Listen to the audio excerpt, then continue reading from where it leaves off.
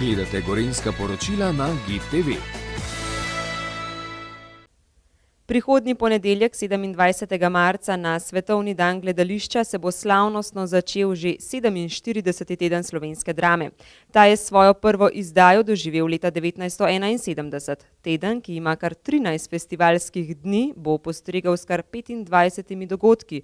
Od tega bo 27 predstav in dodatna predstava z audiodeskripcijo za gledališče ter 8 dodatnih dogodkov. Poleg predstav, se pravi 8 tekmovalnem, 5 v spremljevalnem, 4 v mednarodnem, pa še kopica, lahko rečem, dodatnih dogodkov, dodatnega programa. Torej nam tudi letošnji festival obeta zelo pester program. Selektorica magistrica Taja Rogelj je v tekmovalni program uvrstila predstave, ki so dovršene, ambiciozne in celovite.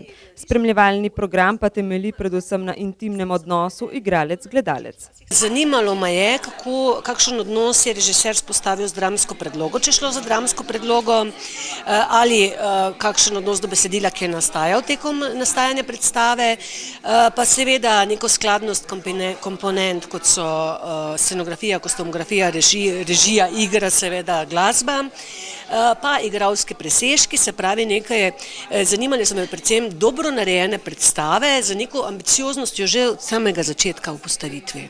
Festival bo spremljalo tudi 8 dodatnih dogodkov, ki na poseben način zaznamujajo teden slovenske drame.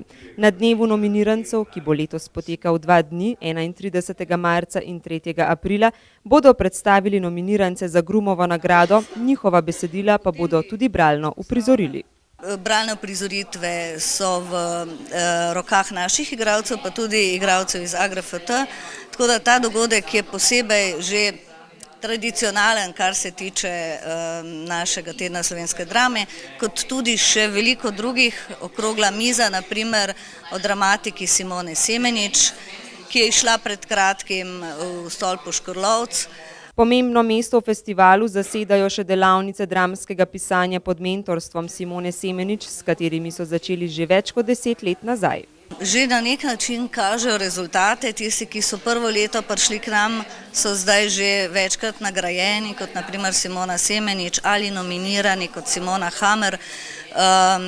In mislim, da je na nek način nujno, da se na teh delavnicah kali mlada dramatika, ali pa tudi tisti, ki niso več toliko mladi, dobrodošli so vsi, ki jih seveda zanima pisanje.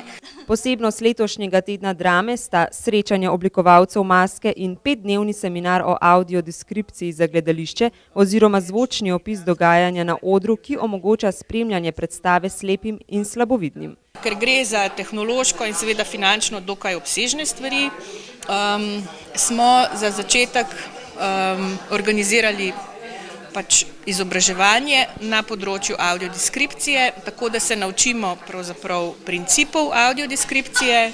5. dan pa bomo predstavili različne prakse uporabe teh principov in različne projekte, ki so bili na področju dostopnosti že izvedeni v Sloveniji.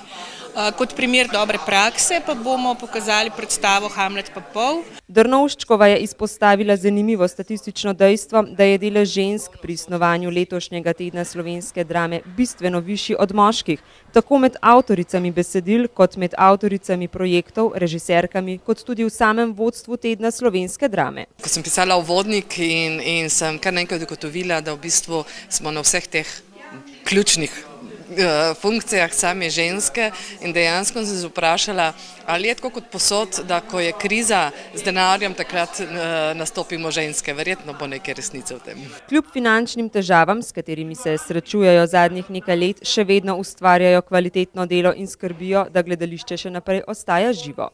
Veliko je treba iznajdljivosti, veliko je treba nekaj po domače šparanja.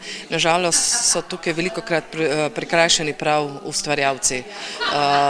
Pač stroški naraščajo, to vemo iz leta v leto, mi že, mislim, da že 5 let zapovrstjo dobimo sredstva v vsi višini, programa pa ne zmanjšujemo. In ustvarjajo tako velike dogodke, kot je teden slovenske drame, s katerim skrbijo za promocijo in razvoj slovenske dramatike.